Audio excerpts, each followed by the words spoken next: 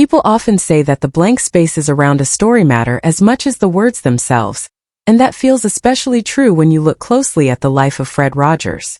For decades he was known simply as the gentle host of a children's television show, but behind that soft voice lived a man shaped by pain, conviction, discipline, and an unwavering belief in kindness.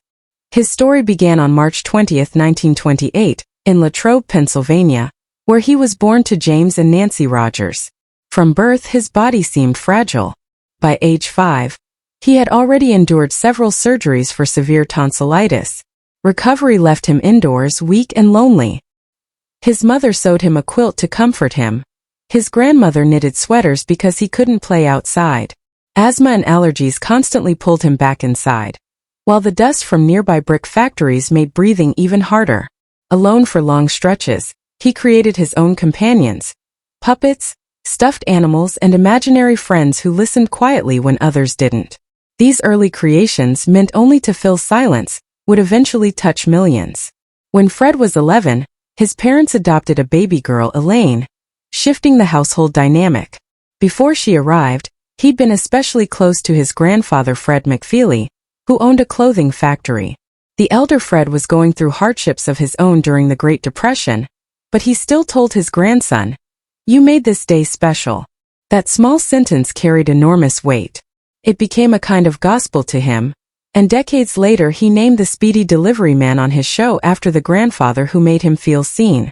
Not everyone treated him with that same tenderness.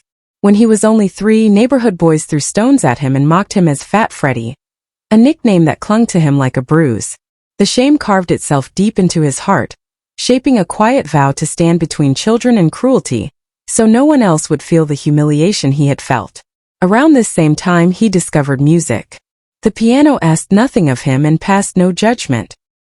His first composition was dedicated to his grandfather, and when he was 10, his grandmother gifted him a Steinway concert grand piano that became one of the great loves of his life.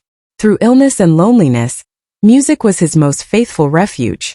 High school brought both struggle and transformation. Although he still weighed more than 200 pounds and endured teasing, something in him had settled into a calm strength. His classmates elected him student body president, and in 1946 he graduated as the leader, according to his yearbook. That same year, amid World War II, he delivered a bold speech urging peace in a deeply patriotic community, an early sign of the courage that would define his life. He attempted to begin college at Dartmouth but felt lost there and returned home after one semester. In 1948 he transferred to Rollins College in Florida, where the warmth, both emotional and literal, helped him grow. He majored in music composition and quietly wrestled with spiritual questions. Was every person truly loved? Was church the only way to teach compassion? These questions would eventually guide his entire career. In 1950 he stepped on a scale and saw the number 143. He loved what it represented: 1 letter for I, for fourth, love, 3 for you. And he made a personal promise to keep his weight at exactly 143 pounds for the rest of his life, a discipline he maintained for more than 3 decades. After graduating magna cum laude in 1951, he hoped to work in music, but orchestras rejected him for being too reserved to conduct. That disappointment nudged him toward television. At NBC in New York, he worked behind the scenes on music programs, but was disturbed by the chaotic slapstick common in children's broadcasting. Convinced television could be something gentler and more meaningful, he left NBC after just 6 months and returned to seminary to study theology and child psychology. He also proposed to Joan Bird that year by letter, and they married soon after. By 1953 he moved to Pittsburgh to work for WQED, the first community-owned television station in the United States. For $30 a week, he wrote music, built sets, and crafted puppets for the Children's Corner. Without scripts, he would slip the puppets into live shows, asking questions about fairness, fear, and equality. Some viewers complained, but Fred believed children deserved honesty.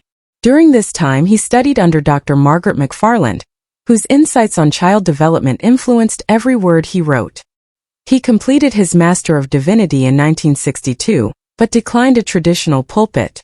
Instead, he told the Presbyterian Church that his ministry belonged on television.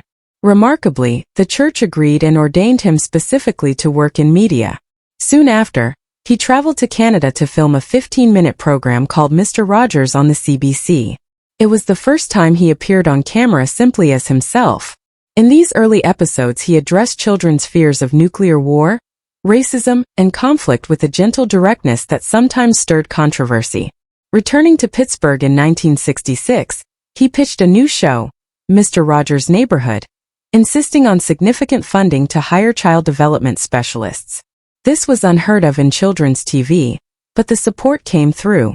The show debuted nationally in 1968 and immediately stood apart for its deliberate pacing and thoughtful communication style.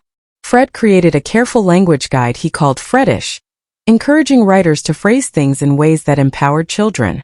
Every episode was rehearsed for hours, each moment crafted as though it were speaking to one child who needed comfort. When Robert F. Kennedy was assassinated in June 1968, Fred addressed the tragedy only 2 days later. Through Daniel Tiger's timid questions, he gently explained the word assassination, something no other children's show dared to do.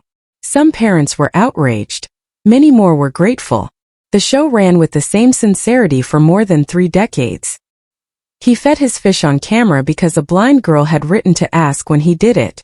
He introduced difficult topics, divorce, guns, conflicts, and even AIDS with calm honesty. For his episodes on divorce, he and his team interviewed 200 families to ensure every line honored children's real experiences. Thousands of young viewers wrote to him afterward, trusting him with their fears. Throughout the 1970s and 1980s, he traveled to factories showing children how crayons and other everyday items were made, not through polished demonstrations but through real workers doing real jobs. He became a vegetarian, refusing to eat anything that had a mother. He rejected merchandise deals for toys or lunchboxes, refusing to turn his message into a brand. He repeatedly defended PBS before Congress, securing essential funding for educational programming. The famous 1969 testimony that brought Senator John Pastor to tears also brought threats to his doorstep, but he didn't back down. In later years he earned a Peabody Award, a place in the Television Hall of Fame, and in 2002 the Presidential Medal of Freedom. He never used these moments to elevate himself. At the 1997 Emmy Awards, instead of boasting, he asked the audience for 10 seconds of silence to remember the people who had helped them become who they were. The room fell into a deep hush. Behind his public calm, he carried private battles with depression, something his family revealed after his death.